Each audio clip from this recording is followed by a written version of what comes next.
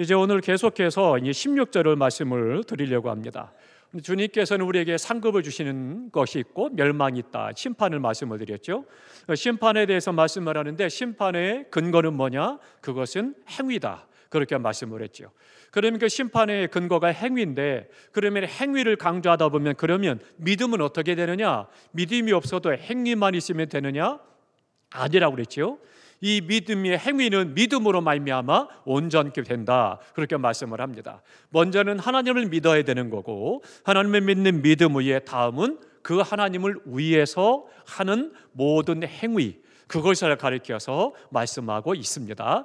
그러니까 이 하나님을 믿으며 하나님을 위해서 행하는 모든 행위가 기준이 돼서 상급이 되기도 하고 멸망이 되고 심판이 될 수도 있음을 말씀해 주고 있습니다. 그래서 하나님께서는요, 선한 자에게는 상급을 주신다고 그랬죠. 영원한 생명을 주시고 하나님의 나라를 요부로 주시고 또 귀한 자, 존귀한 자가 된다, 그렇게 말씀하셨습니다. 그래서 우리가 하나님께서 나를 귀하게 여기신다, 그것을 말씀하셨고요, 또 우리에게 영광스러운 존재가 되게 하심을 말씀해 주고 있습니다. 그럼 반대로 악한 자들에게는 어떤 보응, 어떤 판단이 있느냐? 형벌이 있다라고 그렇게 말씀을 했습니다. 그래서 로마서 2장 8절부터 15절까지 계속해서 그 부분을 말씀을 했죠. 그래서 당을 지어서 완악하다, 또 투쟁한다, 소란을 피운다, 이런 것들이 하나님 앞에 죄가 된다는 것을 쭉 이야기를 했습니다. 그래서 하나님께서는요, 그들이 당하는 여러 가지 환난과 시험에 대해서 이야기하면서 그래가면서 우리에게 말씀하신 것이 뭐냐면 그 모든 것들의 근거를 어디에 두느냐? 죄에 두었다, 그것을 말씀하셨습니다. 그러니까 율법이 있든 율법이 없든 그 사람의 죄를 가지고 판단하셔서 그래서는 형벌을 내리신다, 그렇게 말씀하고 있습니다. 죄는 판단의 근거가 됩니다. 그렇기 때문에 그 죄가 얼마나 크냐 작으냐, 얼마나 무거우냐 가벼우냐 이런 것이 아니라 죄는 그 죄로 말미암아 심판을 받는 거예요. 그러니까 죄에 대해서 우리가 가볍게 생각해서는 결코 안 됩니다.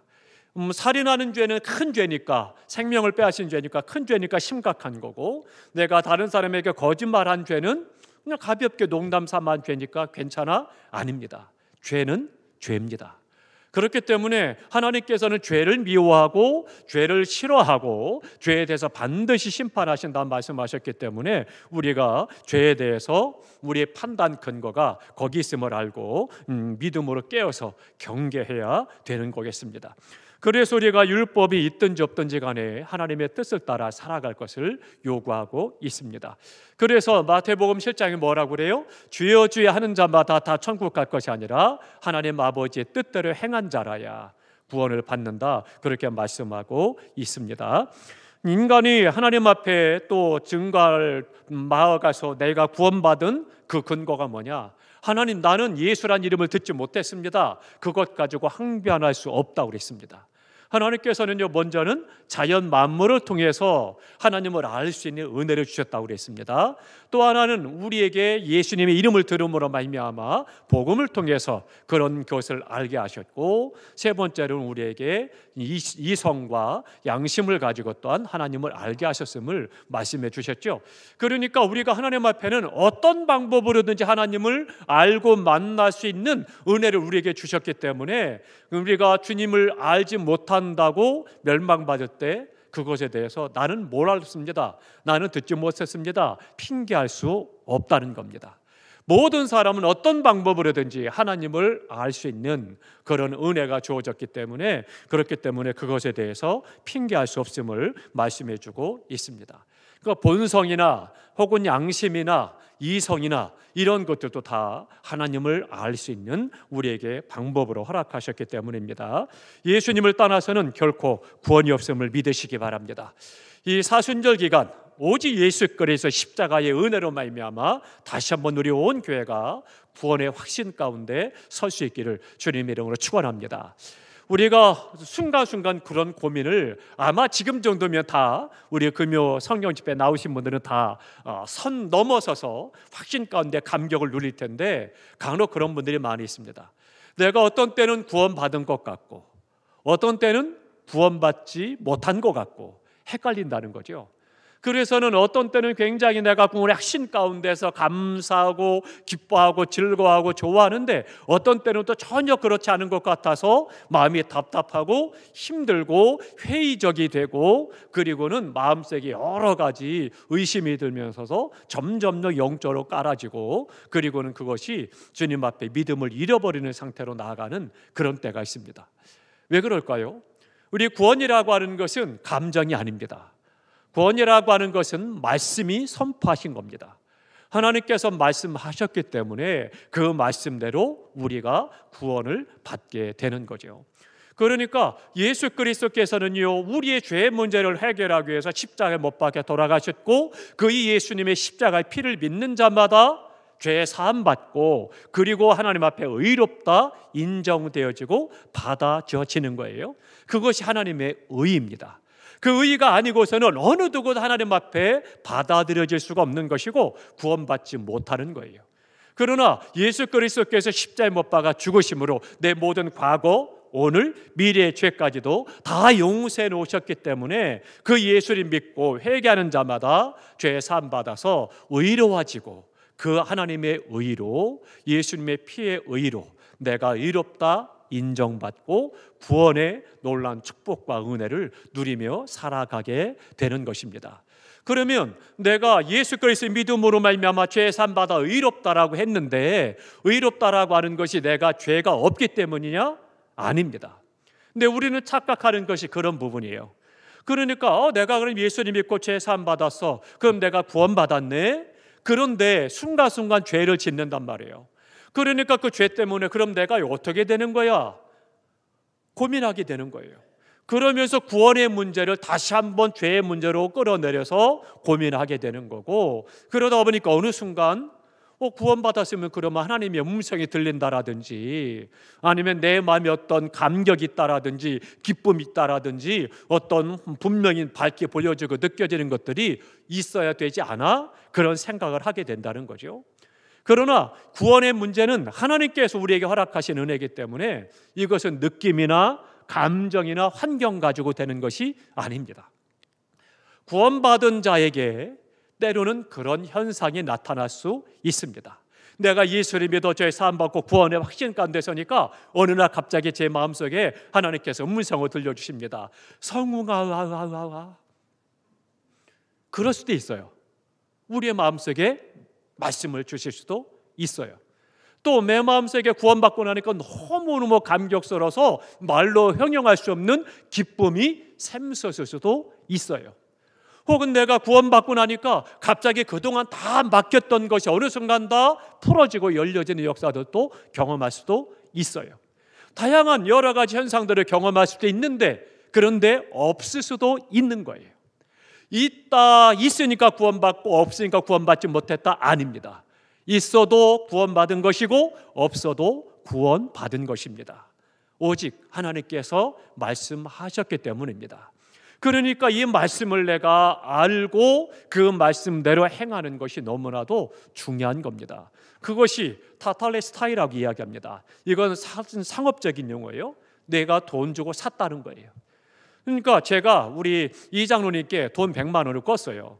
그런데 장로님이 이제 저한테 100만 원을 꿔주시면서 뭐 잘하는 사이니까 뭐 차용증 같은 거 쓰지 맙시다 그랬어요. 그래서 안 썼어요.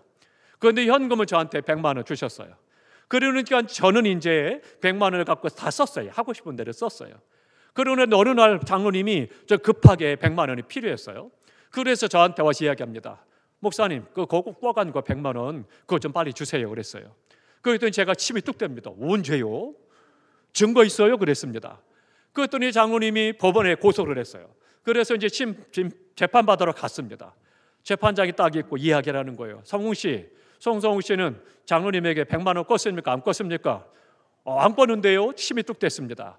장로님께 묻습니다. 장로님은 그럼 100만 원 꿔줬습니까? 꿔줬습니다. 어떻게 되는 거예요? 한쪽에서는 꿔줬다고 하고 한쪽에서는 꾼 일이 없다는 거고 탑답할 노릇이잖아요. 그러면 뭐가 필요해요? 증거가 필요하잖아요. 그러니까 장로님께 묻는 거예요. 장로님, 그러면 차용증을 써줬습니까? 아이 친한 사이고 잘 아는 사이인데 뭘 그런 걸 썼겠냐고, 그냥 그래서 안 썼노라고. 그랬더니 어떻게 돼요? 증거가 없으니까, 그러니까 저에 대해서 재판이 내리는 거예요. 송성우 씨는 무죄입니다, 죄가 없습니다라고 땅땅땅 두드린 거예요. 그러면 저는 죄가 있어요, 없어요? 헷갈리시죠? 죄가 있어요, 없어요? 있어요? 판사가 없다고 땅땅땅 두드렸는데요. 판사가 두드리면 그냥 없는 거예요. 그런데 나는 어때요? 속에는 죄가 있는 거잖아요. 사실은 내가 꿨으면서도 거짓말하고 안 갚고 했으니까 그 죄가 되는 거잖아요.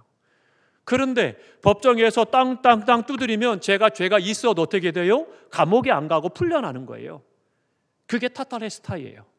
그러니까 예수님께서 나의 죄를 다 담당하셨기 때문에 하나님께서 땅땅땅 두드리고 송성웅은 구원받아서 하나님께서 성경을 통해서 말씀하셨어요. 그러니까 아무리 내 안에 내가 실수가 있고 허물이 있고 죄가 있다 할지라도 예수 그리스도의 피공로로 말미암아 내가 구원받은 거예요. 내 죄가 하나도 없기 때문이 아니라. 이해가 되시죠? 그것이 구원의 놀라운 은혜요, 축복입니다. 그 대신 그 죄는 어떻게 해야 돼요? 예수님이 십자가의 보혈을 의지해서 계속 회개해야 되는 거예요.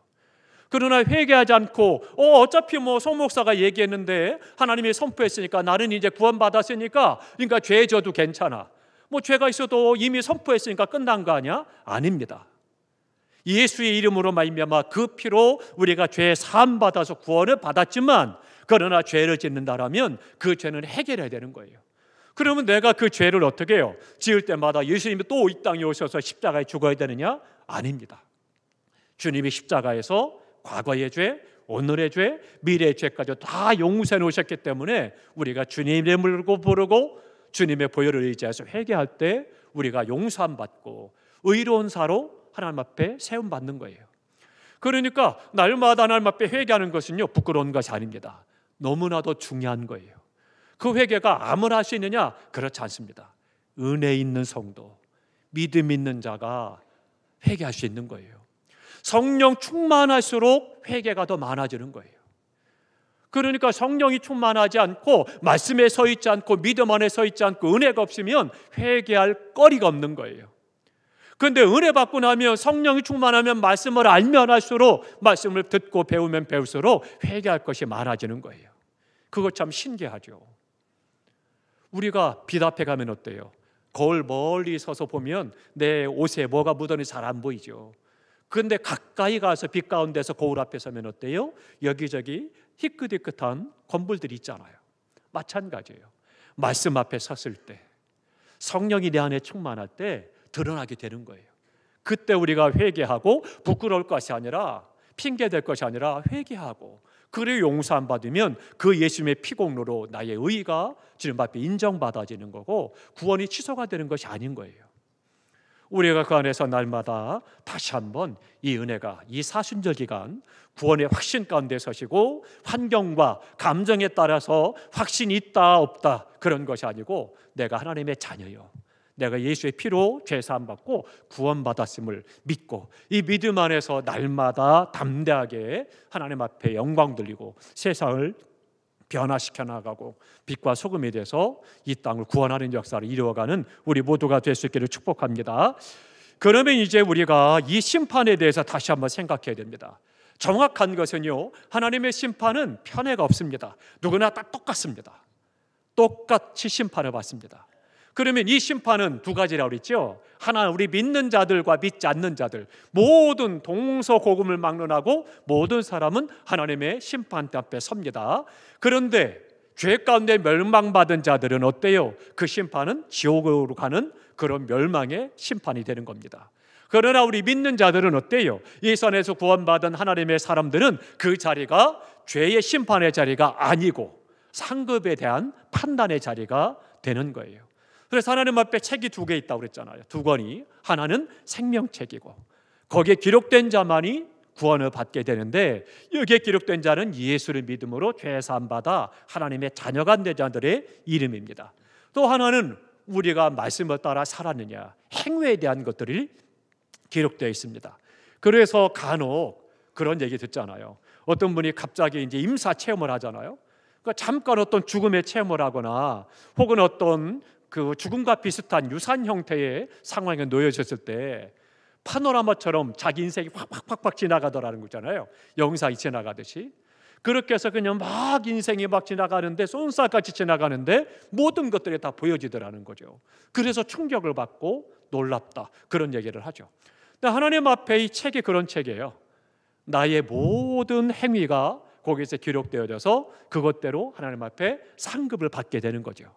그래서는 누구는 빛난 면류관, 누구는 의의 면류관, 누구는 생명의 면류관, 여러 가지 빛난 면류관은 하나님 앞에 우리에게 상급으로 주어지는 것이고, 그 앞에 영생의 축복을 누리면서 하나님 앞에 영광 돌리게 됩니다. 그러면 첫 번째로는요, 심판은 반드시 있다는 겁니다. 심판은 확정되어 있다라고 하는 겁니다. 그렇기 때문에 심판날이 다가온다라고 하는 것을 우리는 늘 기억해야 합니다.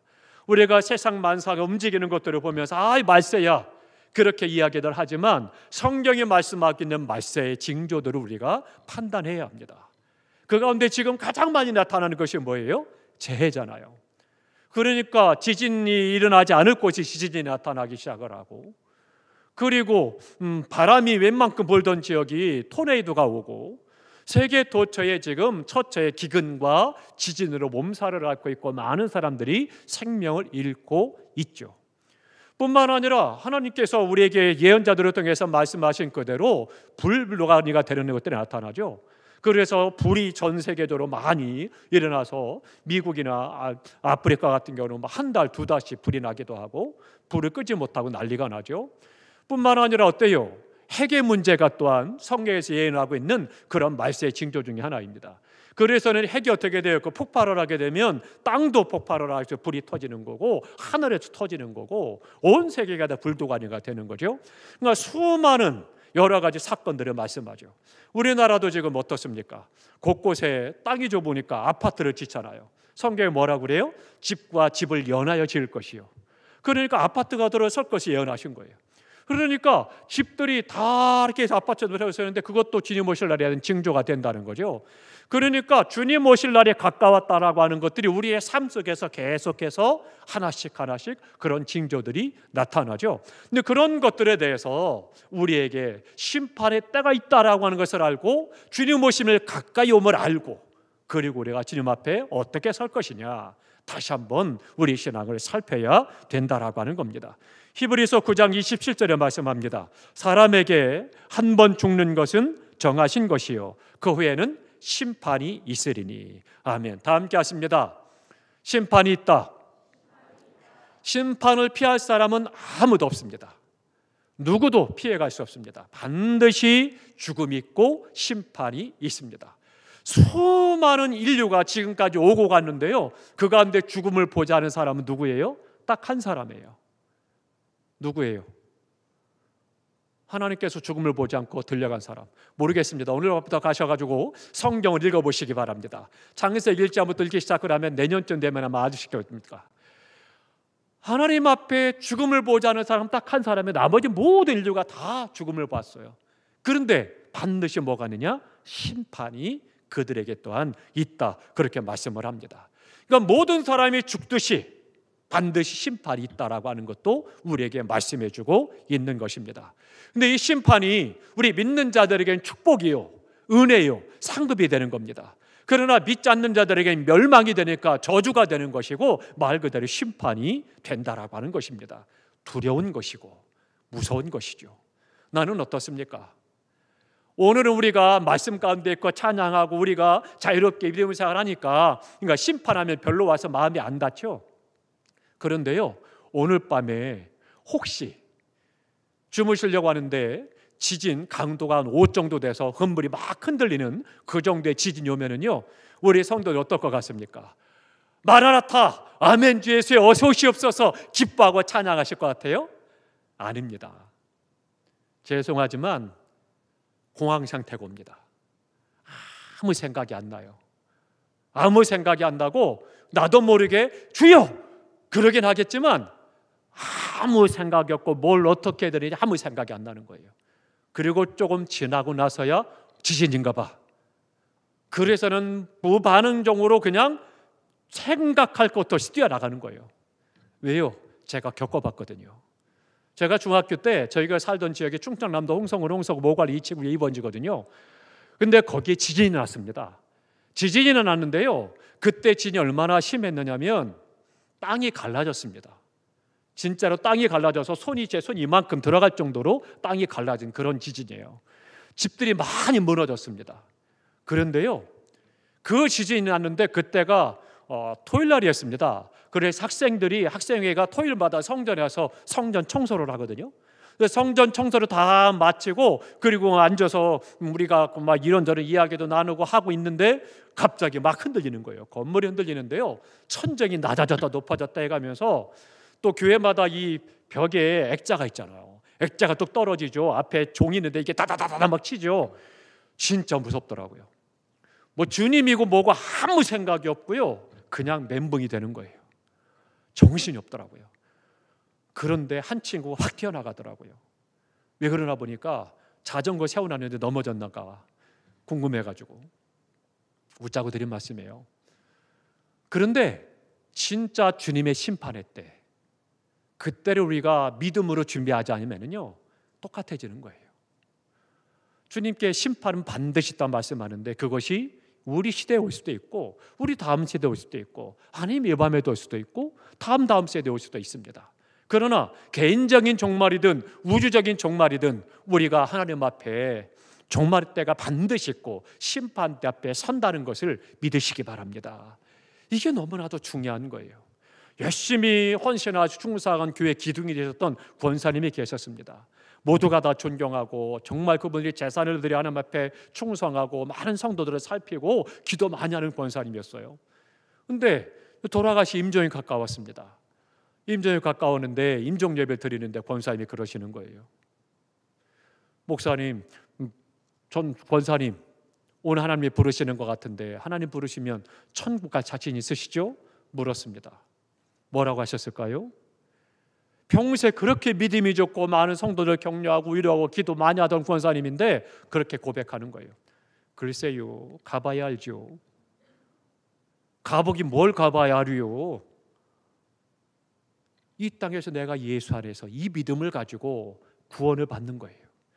그렇기 때문에 우리가 주님 앞에 이 믿음을 붙잡고 있지 않으면요 언제 어떻게 믿음을 배반할지 모르는 것이고 어떻게 그 믿음을 잃어버릴지 모르는 거예요. 그렇기 때문에 우리가 뭐 7년대 환란이냐 뭐 천년왕국이 먼저 올 거냐 말 거냐 이런 것 가지고 시비하고 그런 것 때문에 이야기할 필요 없어요.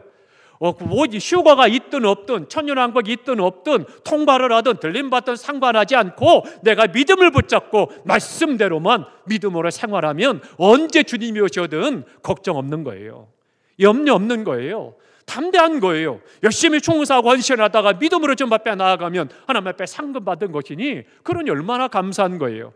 그런데 헌신하지 않고 충성하지 않고 믿음으로 살지 않고 그냥 앉아가지고 천년왕국이 있네 없네 통과설이네 휴가설이네 이런 얘기만 하고 있다라면 어리석은 겁니다. 미혹되지 마시기 바랍니다. 다 성경에 있는 말씀이지만 그 말씀은 때가 되면 이런 역사들이 있을 것이다 라고 하는 것이 그것을 안다고 구원받고 모른다고 구원받지 못하는 거 아닙니다. 있든 없든 주님이 말씀하셨으니까 있겠죠. 그러나 중요한 것은 우리가 예수 안에 이 믿는 구원의 확신을 가지고 사명을 감당하며 세상의 빛과 소금이 돼서 세상을 변화시켜 나가고 구원하고 하나님께서 맡기려마 사명을 감당하다가 주를 뭐라 하시면 영광에 나가자 찬송하고 수많은 증인 앞에서 하나님께서 내 이름을 불러서 나아가서 면류관 씌워주고 상급을 주시면 얼마나 영광스러워요. 그러면 되는 거지 지금 뭐가 있냐 없냐 새벽별이 누구냐 감람나무가 누구냐 그게 뭔 상관이에요. 우리 주님이신데 오늘 우리가 다시 한번 하나님 앞에 서서 이 사순절 기간 나의 믿음을 점검하시는데 심판이 반드시 있다. 그런다라면 그 하나님을 두려워한다라면 우리가 죄에 대해서 민감하고 죄에 대해서 멀리하고 죄를 짓지 않으려고 피 흘리기까지 싸우다 우리에게 요한이 말씀하신 것처럼 하나님 앞에 거룩한 하나님의 사람으로 성도로 살아가도록 힘써야 되는 거죠. 사랑하는 성도 여러분, 이 심판이 하나님에 대한 두려움이 아니라 하나님의 사랑이요 은혜요 우리에게 준 축복임을 기억하시고 오늘 하루하루 주님 안에서도 믿음으로 행하되 빛과 소금의 삶을 살아가고 하나님의 사람답게 성도로서 세상을 변화시켜 나가고 구원하는 역사를 이루어 가시기 바랍니다. 또 한 가지 심판의 날에는요, 반드시 있는데 뭐가 일어나느냐? 비밀이 없습니다. 비밀이 없어요. 다 드러나게 되어 있는 거예요. 잘한 것도 드러나고 실수한 것도 드러나고 선한 일도 드러날 것이고 악한 일도 드러날 것인데, 근데 우리 행위뿐만 아니라 마음의 생각까지도 다 드러나게 되어 있다. 그렇게 성경은 우리에게 말씀하고 있습니다. 어둠 속에서 행한 것들, 또 닫혀진 문 뒤에서 행한 것들, 또 후미진 곳에서 행한 것들, 침묵 속에서 속으로 생각하고 말했던 것들, 홀로 행했던 것들, 은밀하게 행했던 것들, 조용한 곳에서 행했던 것들, 모든 것들이 다 드러난다는 거예요. 오른손이 하는 것을 왼손이 모르게 하는 것도 드러날 것이고, 혼자 있는 곳에서 다른 사람 모르게 베풀고 했던 것도 드러날 것이고, 남몰래 뒤에서 욕했던 것도, 거짓말했던 것도, 악한 일을 도모한 것도 드러날 것이고, 다 드러난다는 거예요. 비밀이 없게 됩니다. 전도서 12장 14절에 말씀합니다. 하나님은 모든 행위와 모든 은밀한 일을 선악간에 심판하시리라. 아멘. 그렇게 말씀합니다. 선악간에, 선하든 악하든 다 심판하신다는 거예요. 악한 일에 대해서는 멸망의 길로, 선한 일에 대해서는 상급과 축복으로 우리 하나님께서 우리에게 허락해 주시는 겁니다. 함께 봅니다. 고린도전서 4장입니다. 고린도전서 4장 5절입니다. 우리가 이미 고린도전서 강해를 하면서 말씀을 드렸는데요, 고린도전서 4장 5절을 보겠습니다. 267쪽 고린도전서 4장 5절 다 함께 있습니다. 그러므로 때가 이르기 전 곧 주께서 오시기까지 아무것도 판단하지 말라. 그가 어둠에 감추인 것들을 드러내고 마음의 뜻을 나타내시리이다. 그때 각 사람에게 하나님으로부터 칭찬이 있으리라. 아멘. 아멘. 모든 것이 다 드러나게 되는데 어떻게 돼요? 어둠에 감추인 것들이 드러난다. 마음의 뜻을 나타내리니, 즉 우리가 행동도 마음의 생각과 뜻도 다 드러나서 하나님께서는 그것으로부터 칭찬이 있다, 상급이 있다 말씀해주고 있습니다. 그러나 악한 일에 대해서는 반드시 거기에 대한 심판은 뭐예요? 멸망이 되는 거죠. 그렇기 때문에 우리가 다시 한번 하나님 앞에 심판의 나라는 드러나지 않을 것이 없기 때문에 어떻게 돼요? 마음을 다스리셔야 돼요. 마음에서부터 모든 것이 시작된다고 말씀드렸죠. 그러니까 마음에서 내가 어떤 생각을 하느냐, 그리고 그것을 결정했으면 행동으로 옮겨지고, 행동이 반복되면 습관이 되고, 습관이 반복되면 그것이 나의 인격과 영성이 되는 거예요. 그러니까 시작이 어디냐? 마음이에요. 그러니까 잠언과 전도서 뭐라고 그래요? 마음을 지키라. 성을 빼앗는 것보다 마음을 지키는 것이 더 크다, 그렇게 말씀하잖아요. 그러니까 우리의 마음이 하나님께 있어야 되는 것이고, 내 마음에 성령으로 충만해야 되고, 예수로 충만해야 되고, 말씀으로 충만하셔야, 그래야 우리가 생각도 선하고, 내 생각이 주님의 생각이 되고, 나의 행동이 주님의 말씀이 되고, 삶이 나의 말씀이 되는 거예요. 그렇기 때문에 우리가 하나님 앞에 마음을 잘 다스리고 그 안에서 믿음으로 행할 때, 그때 우리가 주님 앞에는 상급이 있고 칭찬이 있다 말씀해주고 있습니다. 우리 성도님들께서는 한 번도 빠짐없이 주님 앞에 다 섰을 때에 칭찬받는 믿음 되시기 축복합니다. 이것도 아니고 저것도 아니고 뜨뜻미지근해서 토해버리는 신앙이 아니라, 참 수고 많이 했다, 참 잘했다 칭찬하시면서 우리에게 빛난 면류관 씌워주시는 상급받는 믿음 되시기를 주님의 이름으로 축원합니다. 마지막 세 번째로는요, 누가 그럼 판단하느냐? 그 판단하는 분은 바로 예수 그리스도이십니다. 그러면 예수 그리스도가 누구시길래 모든 인류를 다 심판하느냐? 우리가 그것 또한 생각해야 되겠죠. 그럼 보겠습니다. 요한복음 5장입니다. 요한복음 5장으로 갑니다. 요한복음 5장 22절입니다. 신약성경 150쪽 요한복음 5장 22절입니다. 다 함께 있습니다. 아버지께서 아무도 심판하지 아니하시고 심판을 다 아들에게 맡기셨으니. 아멘. 하나님께서 심판하는 것이 아니라 아들 예수 그리스도에게 모든 심판을 맡기셨다는 거예요. 왜요? 우리를 위해서 이 땅에 오셨고 십자가에 못 박아 죽으셨고, 그리고 다시 사망 권세를 깨뜨고 부활하셔서 보호자 우편에 앉으셔서 영광을 얻으셔서 그 권세를 받으신 거예요. 그러니까 하나님으로부터 이 심판의 권세를 받으셨기 때문에 예수님께서 심판자가 되시는 거예요. 그래서 그 주님이 심판주로 다시 오신다. 재림의 주는 심판의 주로 오시는 주님이십니다. 초림의 주님은 누구예요? 우리를 구원하기 위해서 오시는 예수님이시고, 재림의 주님은 심판주로 오시는 겁니다. 그러니까 주님께서 심판하신다는 거예요. 그 주님은 어떤 분이에요? 죄 없는 삶을 사셨고, 인간을 위해 십자가에 죽으셨고, 육신의 삶을 사셨고, 우리 연약함을 몸소 담당하셨고, 그리고 우리 연약함을 다 이해하시고 공감하시는 분이세요. 그러니까 심판할 자격이 있으신 거예요. 전혀 공감도 못하고 나를 이해도 못하는 분이 나를 심판할 때는 어떻게 되겠어요? 심판이 편협될 수밖에 없는 거죠. 왜? 모르니까. 이해도 안 되고 공감도 안 되는데 어떻게 제대로 심판할 수 있겠어요? 못하는 거죠.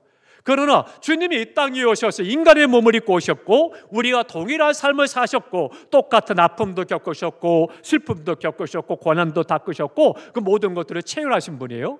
그 주님이시니까 능히 심판할 때 편협되지 않고, 편애하지 않고 있는 그대로 공감하고 이해하시면서 온전하게 올바르게 심판하실 수가 있는 분인 거예요.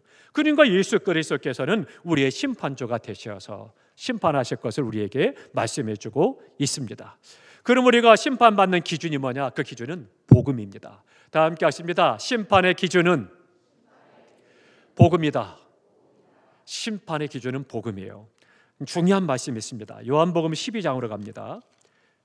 요한복음 12장 48절입니다. 요한복음 12장 48절,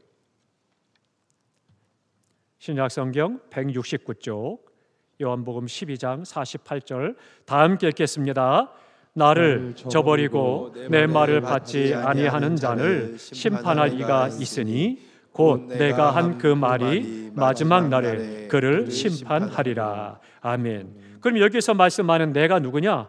그러면 44절을 봅니다. 44절 보니까 예수께서 외쳐 이르시되 나를 믿는 자는 나를 믿는 것이 아니요 나를 보내신 이를 믿는 것이니, 쭉 주님에 대해서 말씀하시면서 그래가면서 47절에 말씀하죠. 사람이 내 말을 지키지 아니할지라도 심판하리가 있으니, 그러니 심판할 때 뭘 가져가느냐? 마지막 날에 그를 심판하리니, 그 한 말이 즉 예수님의 말씀, 이 복음이 우리를 심판하신다 말씀하는 거예요. 그러니까 예수 그리스도께서는요, 그냥 내가 예수니까, 내가 하나님이니까 심판할 거야, 그런 것이 아니고 그 말씀을 가지고 심판하신다는 거예요. 그러면 어떻게 돼요? 우리가 당연히 그 말씀을 가까이 해야죠. 말씀을 알지 못하면 말씀대로 행할 수 없는 것이고, 말씀대로 행하지 못하면 심판받을 때 부끄러움 당하는 것이고요, 멸망할 수밖에 없는 거예요. 그러니까 우리가 하나님의 말씀이 그만큼 중요한 거예요. 작년 우리가 60주년 맞아서 성경 통독으로 온 교회가 했는데요, 이것이 행사를 끝내서는 안 됩니다. 우리 성도들이 날마다 말씀을 읽을 수 있는 힘을 기르고, 영적 힘을 기르고 그 경건의 훈련을 하셔서, 그래서 항상 말씀을 읽음으로 평생에 승리하는 성도의 삶을 살아가도록 하기 위한 거예요. 왜? 그 말씀대로 심판하신다고 말씀하셨거든요. 그러니까 말씀을 알아야 될 거예요. 그러면 말씀을 알려면 어떻게 되겠어요? 자꾸 듣고 읽고 배우고 그 말씀대로 살려고 몸부림쳐야 되는 거예요. 그래야 그 말씀이 나를 이끌어가고 인도하고 말씀대로 행함으로 말미암아 하나님 앞에 심판대에 섰을 때 그 말씀이 나를 심판하니까, 그 말씀대로 살았으니까 그 근거를 가지고 하나님은 우리를 칭찬하고 상급을 주는 거예요. 우리가 다시 한번 생각해 보셔야 됩니다. 어떻습니까? 올해 들어오셔서 말씀을 읽는 것 열심히 하고 있으신지요? 말씀을 듣는 일, 말씀을 읽는 일, 말씀을 배우는 일, 또 말씀대로 지켜 행하는 일, 우리 온교회가 뜨겁게 이 일을 행하시고, 그래서 그 안에서 우리의 신앙이 더욱더 성장하고 성숙하고 하나님의 사람으로 세워져서 언제 주님이 오셔도 부끄러움 당하지 아니하고 하나님 앞에 잘했다 칭찬받고 빛난 멸류관 받아 쓰는 우리 모두가 될 수 있기를 주님의 이름으로 축원합니다. 우리 한 군데 더 보겠습니다. 고린도전서 15장입니다. 15장 1절에서 4절까지입니다.